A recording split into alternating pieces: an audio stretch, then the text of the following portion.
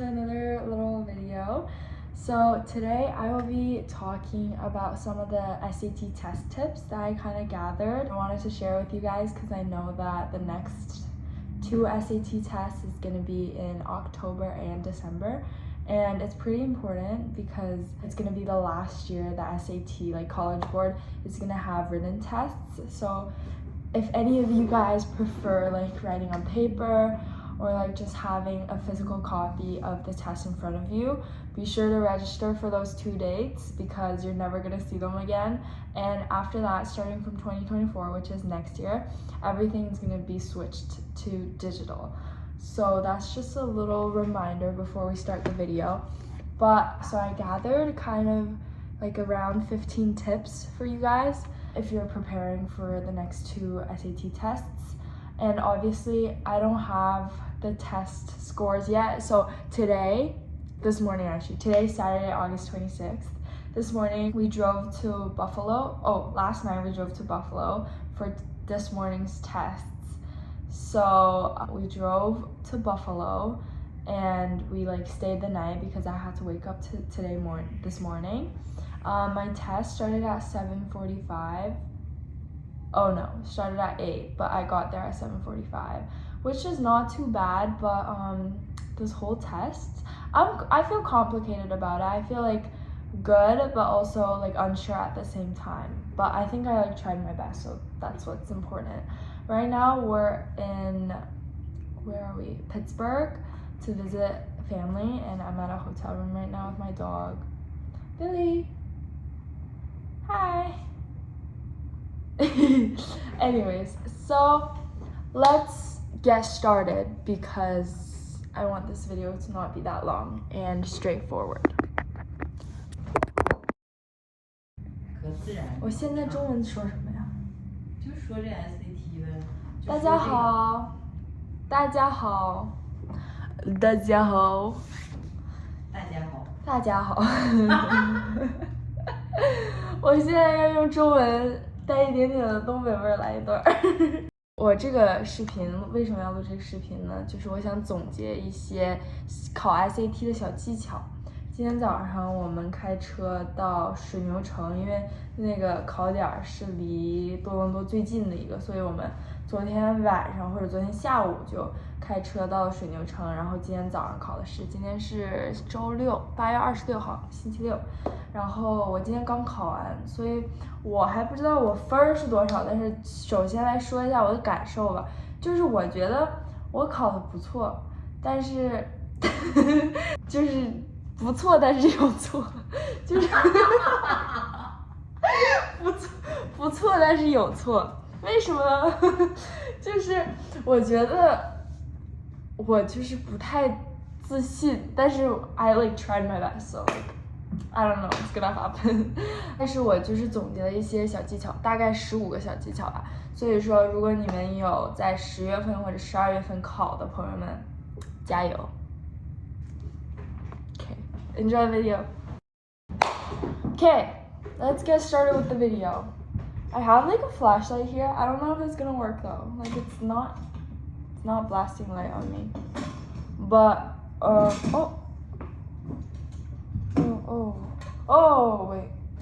wait. It's really tilted. Okay. Okay. Anyway, sorry about that. So let's get started. The first tip that I have is to understand the format of the test. This is really extremely important because you have to get familiar with the structure of SAT before you actually like get into it. So for me, I really liked watching some YouTube videos about how like people who got a really high score, like their tips on how to like write the SAT test well or like to the best of your abilities. But if you familiarize yourself with the structure of SAT and understanding the sections, like reading, writing, and language math, and like the time allocated for each tests, it's going to be really easy for you to continue. So this is the first step. This is the most basic step. So let me give you a quick rundown. There's 4 sections on SAT test. Reading, writing, and language, math, And math has 2 sections. One is with calculator and one is with no calculator. And the time for reading is 65 minutes, but I usually leave 5 minutes for like checking the work and like putting in, like filling in the bubbles.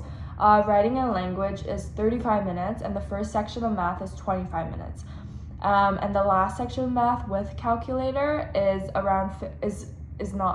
55 minutes. And there's going to be 2 breaks. The first break is going to be between reading and writing the languages, and that's going to be a 10 minutes break. And in that break, try to walk around your test center, like look through the window to like far things, because like you have to train your eyes or like protect your eyes. And then there's going to be another break between the math with no calculator and the math with calculator. So the math with no calculator and writing and language is going to be together, because that's combined is going to be around 60 minutes. So that's the first tip.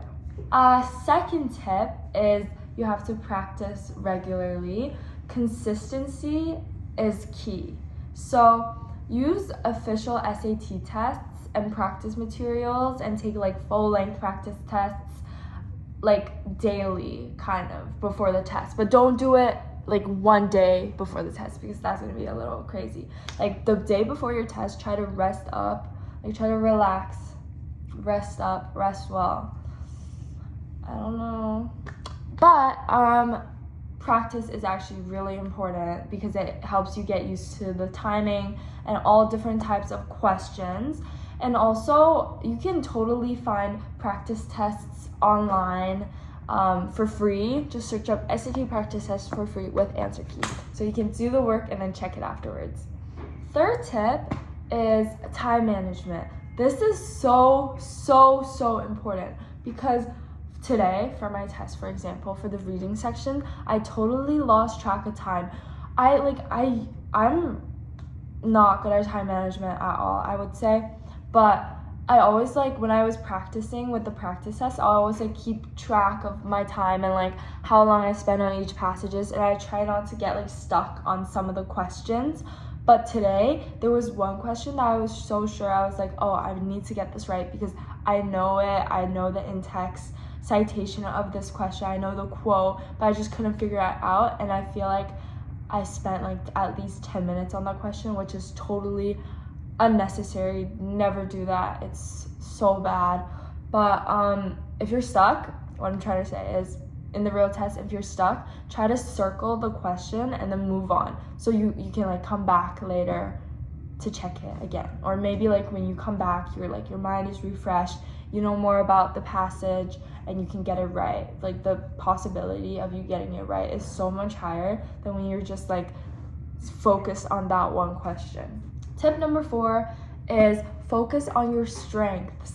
While it's important to work on your weaknesses, remember to capitalize on your strengths as well. You have to prioritize the questions you're most confident about to maximize your score. So for example, in the reading test, the reading section, which is the first section, try to do, if you're bad at time management like me, try to do the easier passages first. So put that all first. So today for my test, I can't like discuss the details, but as you know, for every SAT test, the reading section have one history, one like kind of story, like storytelling. What is it called? Narrative telling, story point of view, and about 2 or 3 social sciences and a science. So for this, I am really good at like storytelling. So I do the storytelling first, I do the social sciences first, and I leave the history and science for last, because I know that's like what I'm not good at. That's one of my weaknesses, so I put that last. And I think that kind of maximizes your time better. It maximized my time better, but still I got stuck on that one question that took me 10 minutes, which is... Anyways, number 5, you have to eliminate your answer choices. So in multiple choice questions, even if you're unsure about what the correct answer is, try to do process of elimination, POE. It's PO. I pronounce it as PO.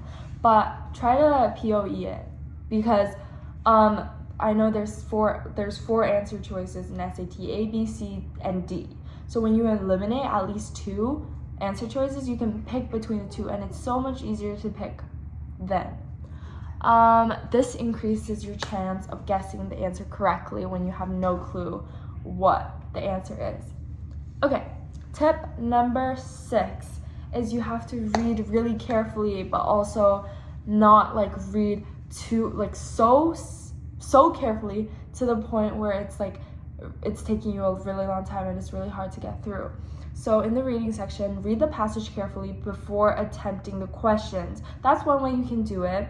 Or you can read the questions first to get a general idea of what the main questions are asking. So you keep those questions in mind when you're reading the actual passage.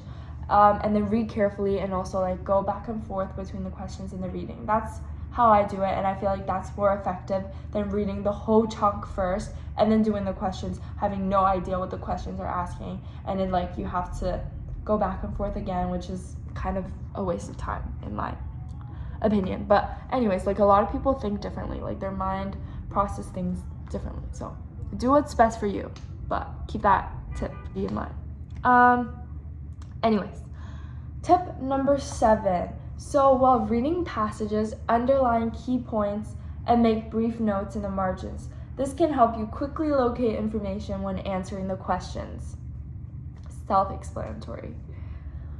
Tip number 8, grammar and writing rules. For writing in the language section, review common grammar and punctuation rules, and you can find this literally anywhere. For me, I don't have the book with me, but I use the Princeton Review, and they do a really good job explaining like the punctuations, the different like use of transition words, use of fanboys. And yeah, I feel like using a book like that, just like reading through it, kind of gives you a review or idea about how to like the right grammar usage of each sentences. Because I know when I'm talking to you, when we're having a conversation, I don't really keep in mind like how I say things. So some of my words are not grammatically correct. Well, my point is, if you don't study it, if you don't like review it at all, your interpretation of what the right grammar usage might be wrong, and that might affect you in the writing and grammar section.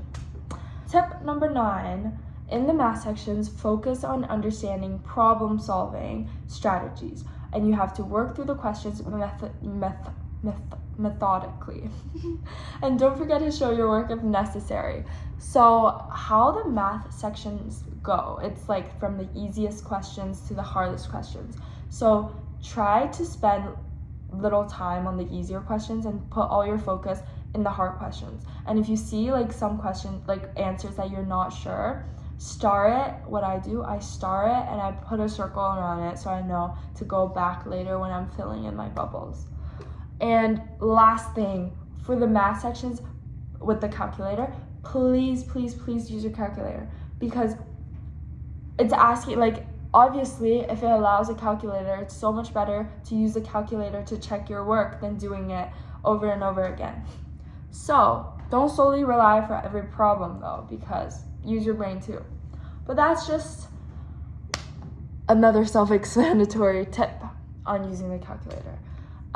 The rest that I have are kind of like really simple, but some last minute comments. Please stay calm during your test. It's not the end of the world if you don't think you perform to the best of your abilities, because at the end of the day, SAT testing like doesn't define who you are. It's a test. It tests for your intelligence maybe, but it doesn't test your like other skills that you can develop through extracurricular activities or just school, like school academics, extracurriculars. SAT doesn't define who you are, so don't be too nervous about it, because I think you guys are all gonna do great. And please don't stress too much. Stay calm, learn from your mistakes, and remember to check your answers. Always check your work. What can I say? Always check your work. But I think that's it for today.